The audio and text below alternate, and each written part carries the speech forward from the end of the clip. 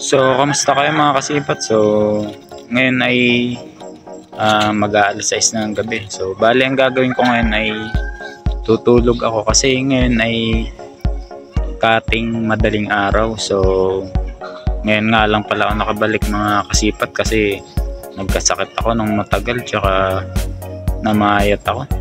Nagbawi yung katawan ko kasi nanghina ako.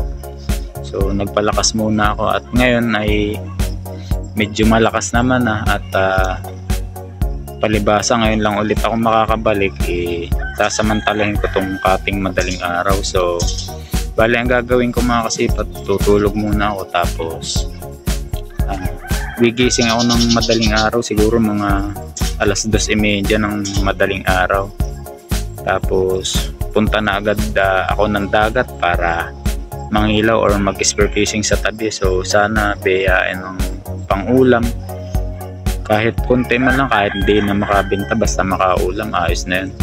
So abang-abang na lang mga kasipat. So sana biyayaan tayo ngayon.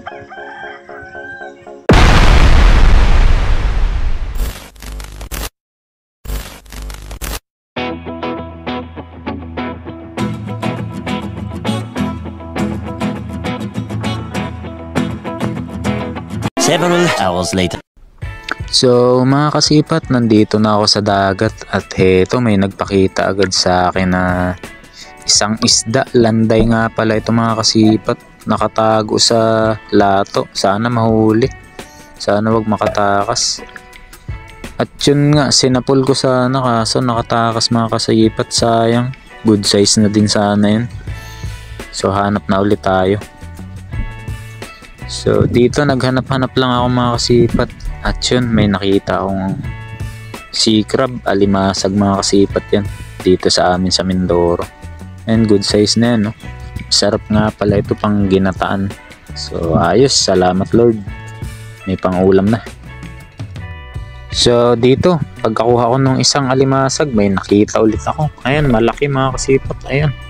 Mukhang agresibo to, matapang kasi mukhang ayaw magpahuli. So yung mga gantong alimasag nga pala mga kasipat ay masarap ito sa ginataan na may halong kalabasa. Naku, napakasarap. Tas may talong, tapos may dahon ng malunggay. Naku, the best. Tas masarap din nga pala ito yung lalagyan ng Sprite, yung parang ginagawa sa hipon. Ayan, so pinana ko na lang yung mga kasipat kasi may dala rin naman umpana kasi baka may isdang mahuli.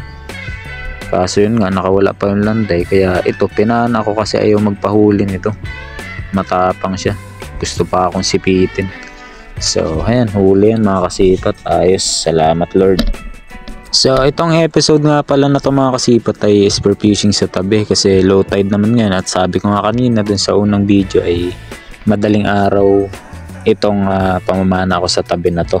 So ayun, pagkakuha ko dun sa isa, may nakita ulit akong malaki na alimasag. Ayan, no, kita nyo naman mga kasipat, oh. Good size na yan, napakabait.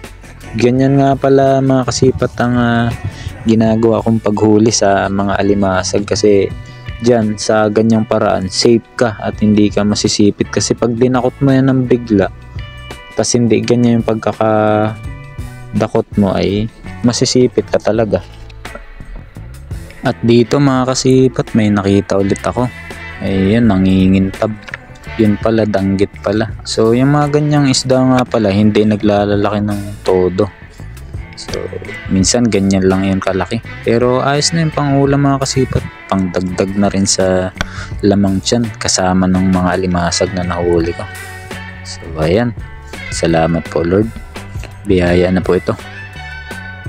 Sa may di kalayuan naman mga kasipat ay pagkapaan ako nung isang danggit, mayroon ulit akong nakikitang danggit dito. Heto, mas malaki ito ng konti dun sa danggit na nung nahuli ko. Ayan, no.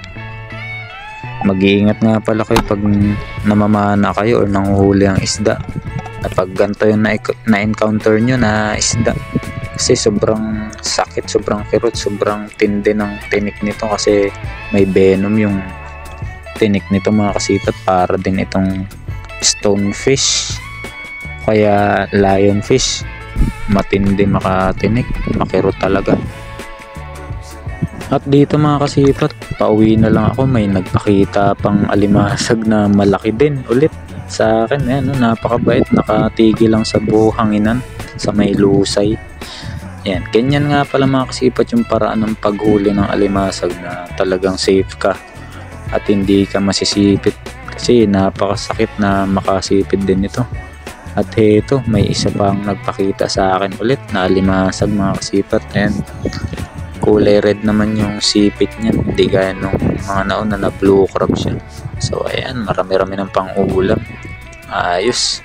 At dito may isa pa, salamat Lord, biyaya na po ito, may pang-ulam na po para mamayang agahan kasi ngayon madaling araw, siguro mga ganap na alas 3 na ng madaling araw. So tapos nito mga kasipat ay pauwi na rin ako sa bahay kasi ayos na rin naman to para sa aming pamilya.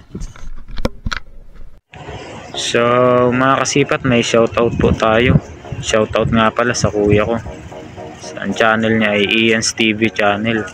At shoutout din kay Mong Inspired Woman. Salamat sa panonood at sa pag-like at saka sa pag-subscribe sa channel ko. So shoutout nga din pala kay Idol Kasipat Elio Kitty Mix Adventure tsaka kay Hunt Amazing TV at sa lahat ng mga kasipat natin dyan na laging sumusuporta, tumatangkilik ng mga videos natin, nanonood, nagla-like, at sa mga bagong subscribers natin dyan, tsaka lalong lalo na sa mga solid supporters natin dyan or viewers na hindi talaga nag-i-skip ng ads. So abang-abang ulit kayo mga kasipat sa susunod na adventure or vlog na i-upload ko. So maraming salamat po at ingat po kayo lagi. Salamat po ulit.